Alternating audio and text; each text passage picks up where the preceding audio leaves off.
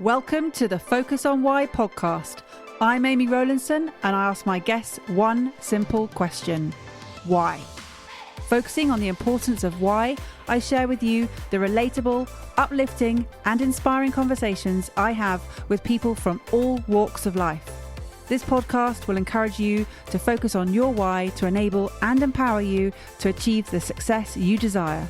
Have a purpose, have a plan, focus on why. Welcome, Kul Mahay, to the Focus on Why podcast. It's an absolute pleasure to be here. Thank you so much for having me on. I'm really excited. So Kul is an emotional intelligence and leadership specialist, and he's the founder of Ignite Your Inner Potential. Now that sounds incredibly exciting. Tell me more about what all of that means. Well, it is, for me, certainly it's very, very exciting. I'm loving doing exactly what I'm always wanted to do in a sense. I've always wanted to touch the world in a positive way, to help people to think in a different way and to find a whole new path and new potential that they have within them. So, when I left my previous life some 5 years ago, I struggled for the first couple of years actually nailing exactly who I was, what I wanted to achieve. I sort of had a general picture, but now I work with all sorts of organizations, police forces, senior leaders in all sorts of organizations, from universities through to public sector. I help to create emotionally intelligent leaders, define new cultures, people-centered cultures in organizations. I have a phenomenal annual event, which I absolutely love. It grows every single year. It's one of the fastest growing personal development events in the country, called Ignite Your Inner Potential. In the last 3 years, we've gone from 80 people attending to 350 people attending. And in January 2021, we're hoping to get 450 people attending. And the greatest pleasure of that is not only to see the changes that people go through, but also to know that the only other speakers on the stage are speakers that I've trained to speak. And that always fills me with pride, because they always knock people away. So that's pretty much what I do. And I just love doing every single thing that I do. And it just leads on to more and more opportunities. So that sounds amazing, but I'm a little bit confused. You said you left your former life. Now, how does one do that? You do that by making decisions throughout your entire life and constantly being self-reflective. So, I had 32 years in the police service. I joined the police service as a young 16-year-old boy, actually, in January 1983. And by May 1985, I was a police constable. And actually, I was reminded of that only this morning, because I went to my first police station ever was in a place called Swadlincote, which is on the southern tip of Derbyshire. It was a mining town, quite a large mining town that had just come out of the miners' strike. You'll remember the miners' strike of 1984, horrendous times across the country. So this town was just refining itself, and they'd never seen an Asian before. And I was the first Asian police officer to be posted there. And I remember being forced to stand outside the police station by the inspector, because I did not want to be seen to be a puppet. And I was a stroppy 18-year-old, as most 18-year-olds are. And I remember I was frowning on this photograph outside the police station. But I was so surprised when I was tagged into a post only this morning, where the local newspaper of that area had done a piece around remembering people, and they were remembering me. And it said, here's a photograph of PC Mahay outside Swadlincote Police Station in 1985. I remember it like it was yesterday. Wow. And to see that photograph, but then much more important than that was to read the comments of the people who had said things like, I remember this guy, he was great, one of the best cops that we ever had. And there were so many beautiful comments on that. It sort of just made my heart want to burst a bit, because it was at that point in time that I actually made a decision which has carried me on throughout my entire life, that I knew then I was a role model. I was a role model, not just as a police officer, but a role model as an Asian. Many of these people had never seen an Asian before. And I knew that they would base their perceptions of other Asians and the Asian community based on how I was. So I wanted to be the very best that I was. So I made a decision on having a personality or divining a personality that was all about communicating and connecting with other people, building relationships. And that is something that has served me well throughout my entire life. And actually, it is what drives me today. Everything I teach around emotional intelligence fundamentally is all about how to build effective relationships. And so I love building relationships. I'm an introvert by nature. It means that I'm not the person that would run into a networking room and go and speak to every single person in the room. It's just not me. But when I do connect with someone, I always connect at a much deeper level, and that's what I love. So it's interesting. I mean, you're an 18-year-old Asian policeman, and you've got quite a mature outlook for an 18-year-old to understand that you've got this role model responsibility. So how did that manifest? Yeah, I mean, that's the part I don't really understand. And, my parents, I was one of seven. I was a middle child of seven. So maybe that's got something to do with it. I don't know. Because as the middle child, we all know the middle child has the worst. Because, we have the hand-me-downs from, and for me, it was three other siblings above me. We have the hand-me-downs from them. But by the time I've used those hand-me-downs, those underneath me, they all get new stuff, right? So I knew as a middle child, I had to connect, and in order to get along with all my other siblings, I needed to build good relationships with them, and I tended to have done that in my family for a long, long time. But I've always been one of these individuals that I don't follow sheep. So if everyone else is turning right, I've always said it's good to turn left, because you just never know what anyone else is not seeing. You don't know what opportunities exist around that corner. I love people. I've always loved people, and I have always had this sense of not wanting to bring dishonor to anyone, whether it's my Asian community, whether it's my family, whether it's me, whether it's my friends. So this sense of honor is probably what drove me to be a policeman in the first place. From the age of 10, I saw the police service as being one of the most honorable professions in the world, as far as I was concerned. One of my childhood heroes was Dixon of Dock Green. And I remember, I used to watch the black and white movies whenever they came on. And if you look at what Dixon of Dock Green, and for those of you who don't know who he was, it was a program back in the 50s and 60s about a community police officer who was phenomenal in the community, knew everybody, sorted people's problems out, never lost his temper. And he was a stalwart professional throughout, and genuinely cared about people. So when you have somebody like him as your childhood hero, it naturally defines you to be the person that you are when you become that police officer and wear that same uniform. So that whole concept of being a role model came from all of these sort of various sort of fragments of experiences in my life. What kept you in the police force for such a long time, for 32 years?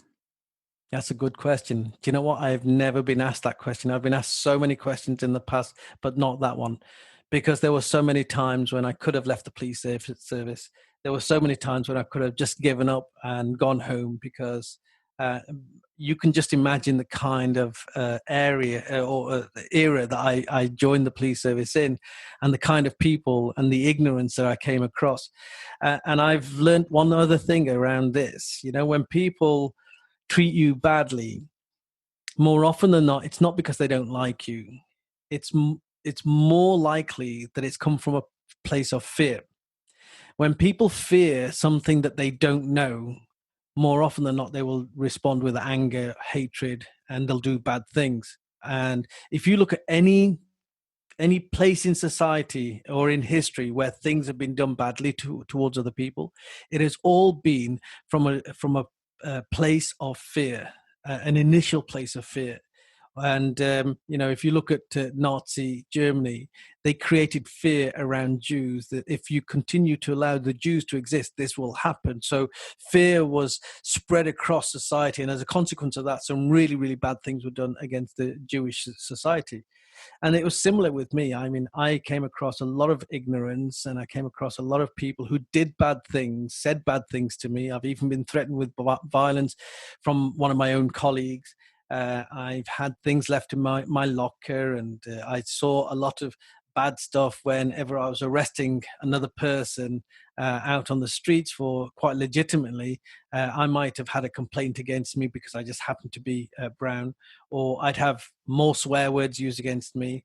And I learned one thing from all of this, that when it comes to challenges, two or three different kinds of people show up. You have the kind of people who will say, I give up and go home.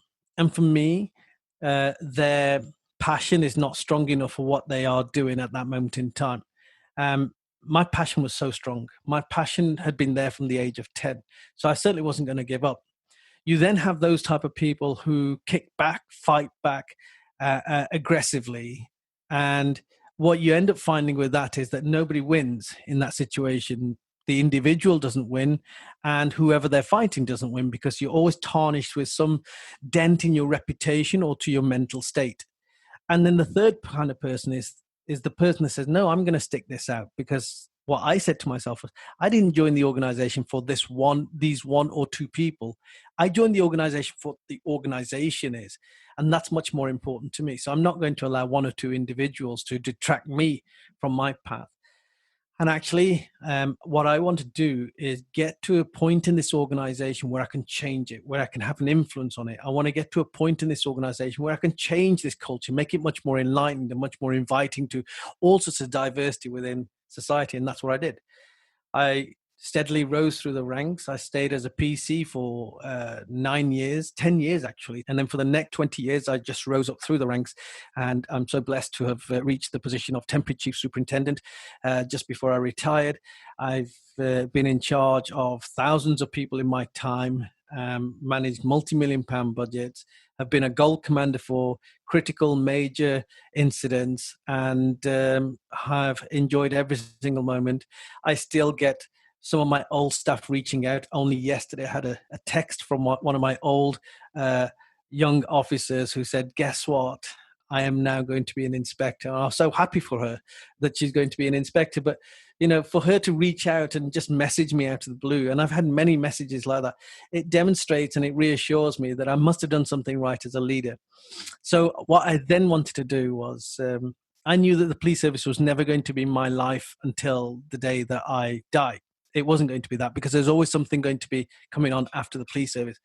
And as I matured, as I grew, I knew that my real passion was in leadership. My real passion was in how do we influence people, societies, communities? How do we coalesce people to work towards a common good? And when I get a message like that from somebody that reminds me of the kind of leader that I was, I'm just thinking to myself, this is what I'm doing now. I'm trying to create those kind of leaders who understand the value in lifting others up as you climb yourselves. So the mark of an outstanding leader for me is not how good a leader you are, but how many leaders you create. And I like to think that I'm creating leaders, or have created leaders throughout the time, and still am doing that now. And how are you doing that? What is it you're looking to achieve, and who are you looking to empower? Well, leadership, you know, if you were to Google the word leadership, you get something like 4.1 billion results back on Google, which demonstrates to me that lots of people in the world are interested in the concept of leadership. But then if you look at the dictionary definition of leadership, it says something really strange and disappointing, like it's where you are leading people or organizations. And I just think that if you have to use the word leading to describe the concept of leadership, it means that even the dictionary doesn't understand it. So I wanted to define what leadership really was. Leadership for me is when you influence people or you influence circumstances. And if we use my definition, then we pretty much understand that all of us are leaders at some points in our lives. So taking that on board, what I do now is I work with organizations. Absolutely. You know, I would say 70-80% of my work is with a whole variety of organizations where I'm training their leaders to become much more emotionally intelligent, to start digging into what I call the fourth quadrant thinking, to link that fourth quadrant thinking to external people. And I'll explain the fourth quadrant in a short while. So that's what I do now. But I also teach the same stuff, or the same concept of fourth quadrant and the concept of leadership, to anybody else. So, you know, I teach public speaking, for example. In order for people to be really good at public speaking, they need to have a level of emotional intelligence for me. I was just coaching one of my graduates from my public speaking course who's now going to a Toastmasters grand competition, international competition, and he's now been shortlisted as the finalists. And I was just reviewing one of his talks, and I've just said to him, I said, you have become so emotionally attuned to the audience that you resonate powerfully even with me now. And that's emotional intelligence for me. So when I talk about fourth quadrant, what am I talking about? It's as simple as this. We have 4 quadrants. And the first quadrant is all the stuff that we know about ourselves that we don't tell other people. We all have that. We have our little secrets that we don't want to share, and that's fine. Then we have the second quadrant. The second quadrant is all the stuff that everybody knows about you and you know about yourself. And that's fine. That's your open book. Then you have your third quadrant. Your third quadrant is all the stuff that we don't see in ourselves, but others see in us. Now, that can be twofold. That can be all the potential that other people see in you, all the great things that other people see in you, but you doubt yourself so much. And I have that, you have that, we all have that. Every time, I'm such a creative person, I'm creating all the time. But every time I create, I start doubting as well. So I'll ask my wife, oh my goodness, can I really do this? And she'll say, well, actually, you did this a couple of years ago. I've seen you do this 1,000 times over. Why can't you do it? You have this skill and this skill. And she just reminds me. So this is why feedback is really, really important. But in your third quadrant, there's other stuff that you don't know about yourself that other people see. And these can be your habits, your bad habits. So I remember back in the day, I've always loved public speaking. I remember I used to think I was a hot shot when it came to public speaking. I really wasn't. But I used to have this habit whenever I spoke of touching my nose. And I used to think that, it made me look clever or wise or something like that. And I remember I went to a conference and I was impromptu asked to speak. And I spoke for 5 minutes and it seemed to go really well. And when I sat down, my best mate nudged me and he said, why are you always looking like you're picking your nose? There's third quadrant right there. So I thought, I wasn't picking my nose. He said, no, that's exactly what it looks like. He says, the way you're touching your nose, it looks like you're picking your nose in front of 1,000 people. That is not good. So now I'm conscious of that. And I've learned that from that behavior to change. So that's third quadrant. But it gets really, really exciting when you get into your fourth quadrant. The fourth quadrant is that space within yourself that you don't know and other people don't know. So this is all the stuff that you've never tested within yourself, all the stuff that you've never, ever, you may have had a dream, but you've never pursued it. You've never delved down deep enough. It's almost like if you can imagine there's a room inside your brain that is there. The door is there, but you have never opened that door. And fourth quadrant thinking is about the hidden potential. And I encourage everybody to open that door. Open that door and expect this dusty room. But when you start dusting and clearing this room, you'll find that there are shiny objects all over this room. And this room will soon become your favorite room. It certainly is for me. Some people call that living outside your comfort zone. Some people call that growth mindset. I don't really mind what you want to call it, but you need to explore that room. We all have this room within us.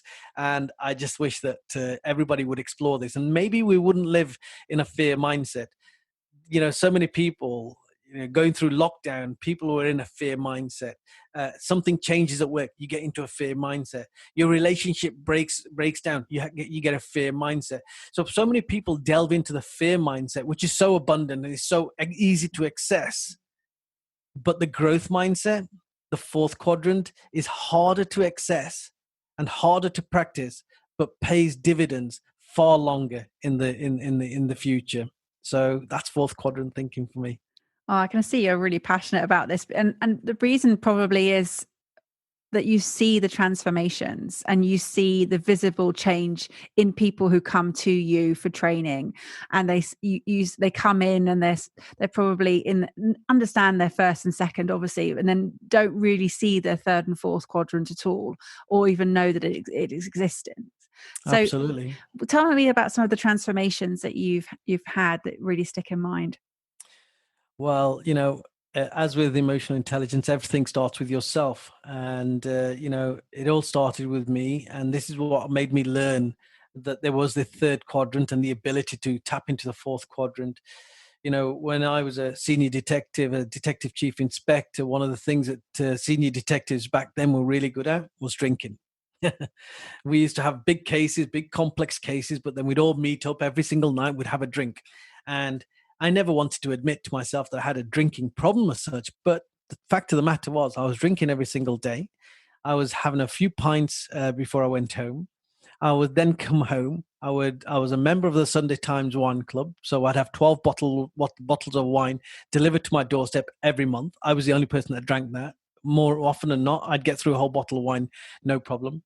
I was a big whiskey connoisseur, so inevitably I'd be drinking whiskey as well. I was smoking 25 cigarettes a day. I started smoking when I was 16 years old just to fit in, and I was one of the biggest meat eaters I knew. You know, I was the guy that if I ever went to a steak restaurant, I'd have to have the biggest steak on the menu. And on some occasions, I had the biggest steak, and knowing that it was making me unwell, I wouldn't stop. I'd still eat it. And on some occasions, I actually vomited before I got home. You know, so that's who I was. I was a real binger in so many ways, and habitually so. And, you know, back in sort of April 2004, I had this realization that the life I was living, if I truly wanted to grow, if I truly wanted to be a different person, I needed to change my habits. And other people were seeing this in me. Other people were saying this to me. And that was my third quadrant. And my fourth quadrant was really, can I do this? Can I tap into this? Have I got this reserve of energy to do this? You see, I tried to pack up smoking so many times, and I might last 3, 4, 5, 6 weeks. But guess what? Every time I went to celebrate that I'd lasted that long, I'd celebrate by having another cigarette. And so the cycle restarted. And when I got into my fourth quadrant, I decided that I had sufficient wherewithal and power within me, that these habits were not physical habits. In fact, there are no such things as physical habits. Every habit that we have is a mindset habit. It's all about choice. We're making choices all our times. Yes, the body starts, shaking and things like that because it's used to having these toxins, but it's never the body that makes a choice to have that next cigarette, have that next injection, have that next drink. It's always the mind that makes that choice. So when I understood this, I thought, okay, so I need to reshape my mind. So I did some work on myself, reshape my mind, and overnight stopped smoking, drinking, eating meat, fish, eggs. That was 16, 17 years ago now that I stopped all of that. And, some 10 years later, I think it's about 6 or 7 years ago, I tested this on myself again. I thought, can I do this? Can I still do this? I've done some research around tea and coffee. Now, I have to put a caveat in. This is just my view. It's not about saying to other people, you need to do this. But I did some research and I realized that tea and coffee wasn't good for me, or, fruit juices weren't good for me. That I needed to change all of that. So overnight, I stopped drinking tea, coffee, fruit juices, fizzy drinks. I hadn't touched a fizzy drink or a fruit juice or a cup of tea or coffee for six years, something like that, 6 or 7 years. And then 4 years ago, I did exactly the same with milk. I realized that we human beings are the only people, are the only animals on the planet that drink another animal's milk. That cannot be right. And so I stopped drinking milk overnight, and I have not touched milk ever since. So if I have that strength within me to be able to do all these kind of things and shift my mindset and my psyche in such a powerful way, then why can't other people? So then I wrote a book. I wrote my book called Smash the Habit, based on my own experiences, how I did what I did. And when I see other people having been on the courses that I run, I am always blown away by how much they change when they really implement that fourth quadrant thinking. When they really implement it, I always say that if you think the same thing, and you'll always do the same thing. If you do the same thing, you'll always get the same thing. Now, in order for you to break that cycle, you have to either think a different thing, and therefore you do a different thing, and therefore you get a different thing, or you can carry on thinking the same thing, but force yourself to do a different thing, and then you'll get a different outcome as well.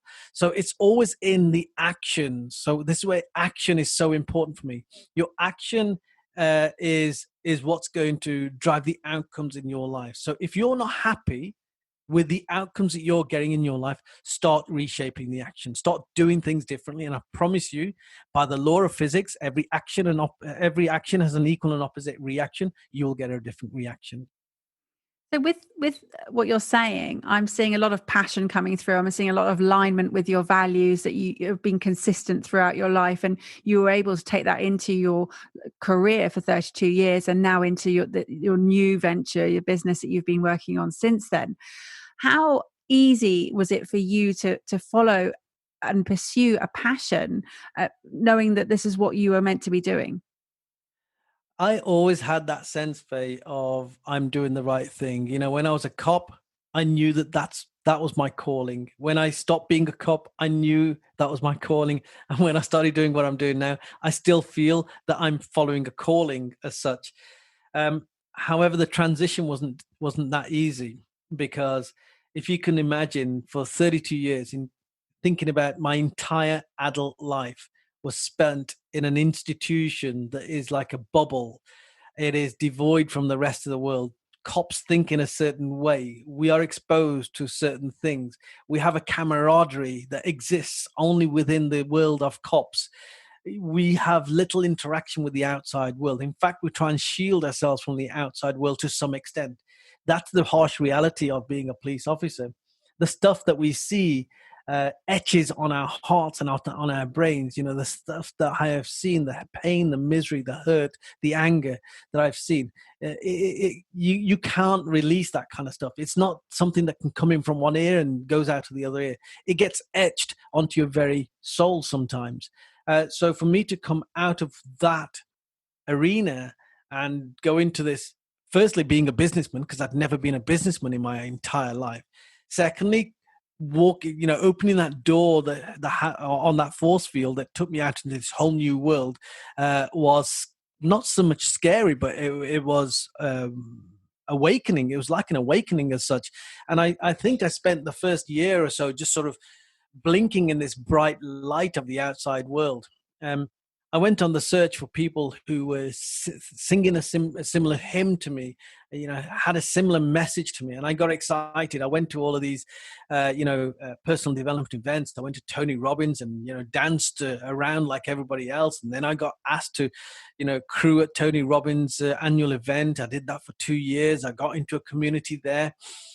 But then I realized a lot of the people that I was coming into contact with who wanted to collaborate with me didn't share my values. They were like-minded, but they weren't like-valued.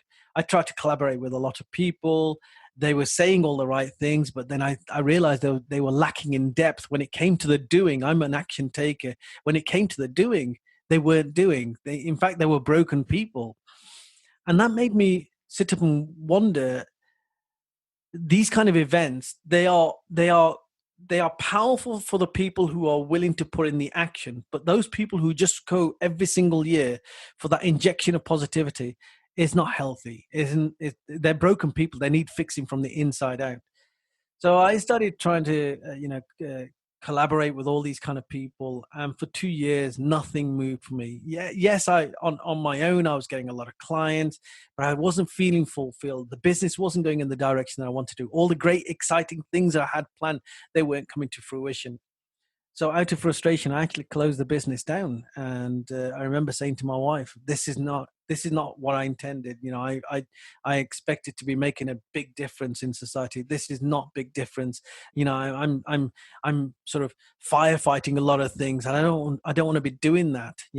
So it was my wife. Again, third quadrant thinking. It was my wife, when I could see nothing but doom and gloom and failure. It was my wife that actually said to me, "Is that it? Is that your passion? All this passion that I've been hearing about for so long, is that it? Is that the depth of it all?" Because when I talk to you, I hear something else. When I talk to you, I hear a fire inside your belly. I hear a passion that exudes from you. Wherever you walk, however you talk, it comes out. And I think that you're destined for greater things than this. These are just lessons. These are to teach us what we shouldn't be doing. So I restarted the company some couple of weeks later. I defined some goals for myself and some rules for myself. I said that I wouldn't be collaborating with anyone, and I certainly would always collaborate with people, only those people who had who were like valued to me, not like minded necessarily, and they needed to pass that qualifying test for me. And as a consequence of that, I set up Ignite Your Potential, my annual event. And as I say, it went from 80 through to 350 people now in 3 years. It's grown massively. I have a public speaking event course that I run. That's fully booked every single year. We run 3 of those a year. Those public speakers have gone on to speak on international stages. I keep them very small. When it came to public speaking, I have been on public speaking courses myself where I've been one of 300 or even 1,500 people in the room, and felt unvalued. And also, once I've left through the doors and they've taken my money, they've never contacted me again. Well, with my graduates, we're always in contact. We have a secret WhatsApp group. I'm constantly coaching them, sometimes 2 years after their course. If they've got a big presentation coming up, they love that. They love that level of service. It aligns with my values. I'm working with some great organizations now. And it's all of this is because I did some third quadrant thinking. And then I tapped into my fourth quadrant by doing things that I never, ever thought I would do. And now I'm doing some incredible stuff. Just this morning, I've just had a discussion around running a 3-day conference around STEM. So science, technology, engineering, and maths. And, there's not enough kids coming into STEM. I don't know anything about STEM, but I know a lot about leadership. And so we're thinking about running a 3-day conference under the Ignite Your Potential banner, where we bring business and universities together, and they're all going to learn together. This is not about business teaching universities or universities teaching business. No, they're going to learn together. They're going to learn about leadership. They're going to learn about STEM. They're going to learn about problem solving in a STEM context. And we're going to put them under some pressure. And we've already got a major sponsor already for it. It's going to be at the Millennium Point in Birmingham. And I'm so excited. I never thought this would happen, but this is fourth quadrant. This is what happens. So what I'm hearing in everything that you do is the strong sense of community. For you, it seems to, for the way I see it from outside and from looking in at what you're doing, everything you do is bringing people together, Yeah. sharing the knowledge and sharing opportunities, and seeing and showing people how to lead those who need leading, and showing those who like to follow to how to follow. And I think that strength of community is just echoed through everything you've done, through from family to your police force to the work you're doing now. Absolutely. Community at any level is a fundamental aspect of our lives going forward. Whether it's a community in terms of a team, whether it's a community in terms of a geographic area, or whether it's a community in terms of countries or global levels. If we create a sense of community, we create a sense of buy-in. People move together. So with the world is going through COVID-19. It's an international, global challenge. And if you look at the leaders around the world and how individual leaders have shown up and stepped up and either created a sense of community or not created a sense of community, you can actually see from the results how that is shaping up. So, I don't want to name any political leaders. Aside from one, I will name one for a positive reason. So, one of the most emotionally intelligent people, political people on the planet at this moment is Jacinda Ardern from New Zealand Prime Minister. I've watched this lady very, very carefully. She's dealt with anything from volcano eruptions. She's dealt with a mass shooting. And the way she has dealt with every single thing has been so emotionally intelligent. It's been incredible. She knows what her community wants, her community being New Zealand. She knows what it wants. She knows what key messages they're looking for, and she steps up and she delivers. And when it came to COVID-19, she said, I'm taking a 20% pay cut, as is everyone else, because I know that everyone else is struggling out there. So all our executive are going to take a 20% pay cut. I just thought, what a powerful message, because what she's done there very cleverly is she's personalized this. And, Boris Johnson I'm watching him very carefully because, he was this bombastic kind of guy that quite divided the country at one point through Brexit and all these other things. But then the moment he became ill, and the rhetoric and the language that he's used since has been very powerfully emotionally intelligent. And you can actually see when he has spoken that he genuinely means it. So I think anyone can go through a life-changing situation that that brings them back to their core values. I genuinely believe that these two people have a sense of what a community is. It means different things to them, but for me, community is all the people around me, whether it's on a macro level or it's on a micro level. If we create a sense of community, then we are sort of halfway there already. If we create in an organization a sense of community, that organization is going to succeed. If we create a sense of community in a country and drive some cohesion, that country is going to succeed. So community is a fundamental value of mine. It's a fundamental thing that I do in everything that I do. And in some respect, you've got a great vision there. And you were talking earlier, you introduced yourself as an introvert, but you're pushing yourself out into a space where you have to be very prominent and front of stage because you know your message is so important. Yeah, absolutely. It's a one thing I would say to any introvert or extrovert out there. I do a lot of work around behavioral profiling. And just because you are an introvert doesn't mean that you can't behave like an extrovert. You just need to put an extra energy into it for a limited period of time. And you'll probably be exhausted having done that, but you can do it. You can do it. Fourth quadrant again. And similarly for extroverts, just because you're an extrovert doesn't mean that you can't have quiet time and introspect. You can slow yourself down. You can do that detailed work that you don't like doing. You can be the empath that you perhaps sometimes struggle with. You can do it. It just takes effort, fourth quadrant thinking. And so each one of us can do this. But what is it that drives us? It's passion. What drives us to actually do these things and step outside of our comfort zone? It's a desire to make something happen. So if your desire is strong enough, then the will comes as a consequence. And I think that's such a beautiful message to have there. And it's something that obviously I'm very passionate about. I mean, that's the whole point of this podcast, is to be in line with your purpose, to live in line with your purpose. One thing a lot of people say to me is, I don't know what my why is. Have you always known what your why is, or has it just evolved over time? If somebody had said to me 20 years ago, what's your why? I could not have told them. I genuinely could not have told them. But I will say this, that now I know what my why is. I know my why has always been there and it's always been the same. It's been this sense of community. That's been my why, that I genuinely want to change the world. And, whether the world is the people immediately around me or the people on the other side of the globe. I have this strap line that goes around in my head that I want to change the world through the transformation of how people think. And that sort of drives me every single day. But I think you've summed it up in this beautiful word, community, which is an incredible word. For everybody else out there, I would say this, that you need to dig down deep inside of yourself. You can't do this while you're working, while you're driving. A lot of people say I do thinking time when I drive. No, you're doing other things. You're actually focusing on the road, or so you should be. Make time to do this work, because this is important work. Do the inner work.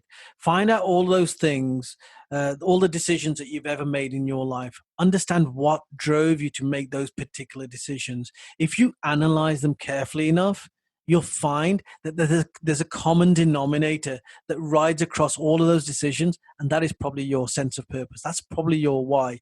And then you just need to unpack that so you can actually solidify that and clarify that in your own mindset as to what that is. Rather than a sense of what it is, have a clear idea of what it is. But when you know your purpose, when you know your why, it is like putting a rocket in your backside. It literally gets you to do things that you never thought you would do. You become like an action figure. You just get out there and do it because you're now driven, and it fuels you with passion. And I always say that, there are two kinds of people when it comes to challenge. You either are that person that gives up and goes home, or you are that person that circumvents, that overcomes, or smashes through that challenge. But what is it that separates the two? It's the amount of passion that you have. When you know your passion, when you know your purpose and the passion comes with it, there is nothing in the world that can stop you, or no one. I totally agree. And just seeing people doing that, I mean, seeing the people that I coach and seeing the people that I've had the privilege of spending time with. And one of them is one of your tutees, which is Chanel, and seeing her transformation has just been the most wonderful experience to see how she is just absolutely smashing it, because I don't know many people in their young 20s who are so determined Yeah. because they've got a mission. And I know that you've been quite instrumental in helping her with that. Yeah, Chanel is just a beautiful, beautiful angel on this earth. You know, the first time I met her, and my wife, I think I was speaking somewhere, and Chanel was also speaking. I remember, Chanel spoke, and I just whispered to my wife, "We need to work with it. We need to do some work with this girl, because this is a young person who has got so much passion and so much clarity about who she is and where she's going." And so, you know, she came on our public speaker course, and we coached her. We've actually sort of adopted Chanel as our daughter. We just love her. We just love her so much. She's just an incredible human being, and I am watching carefully what Chanel does. But to see her grow from our course, and to see how she's grown and how quickly she's grown, and to the depth and heights that she's grown, is just incredible. But this is what can happen. And Chanel would be one of the first people to say, "I'm not special." And I always say this, "I'm not special. I just did it. That's all. I just did it." So, you know, I have a phrase up here that says, "Do it now." The worst disease that we can ever have is procrastination. And if you give yourself into procrastination, you will suffer the contagion of inaction, and you'll eventually end up with the illness of regret. And so just grab hold of something and do it, and just do it now. Don't stop. Don't wait for tomorrow. Tomorrow never, ever comes. Wow, I normally ask people to leave a message at the end of the podcast, but I think I feel like we've had one after the other throughout the whole session. It's been incredible. People would love to get in contact with you, I'm sure, Kul. So tell me, or tell them, how they can get in touch with you. Well, listen, you can find me very, very easily. We have a website called kulmahay.com. That's KULMAHAY.com. I'm so excited to say that in about a few weeks' time, I'll be launching my igniteyourinnerpotential.com website as well. So watch out for that. That's coming very soon. We have a free app with lots and lots of resources on there. There's like something like 74 hypnosis on there, 34 video courses, all free. It has a social media element, all positive. I don't allow any negative. That's available on Apple and Google apps, and that's called Ignite Your Inner Potential. And of course, I'm on LinkedIn as Kul Mahay, Facebook as Kul Mahay. We have a beautiful Facebook community group called Ignite Your Inner Potential.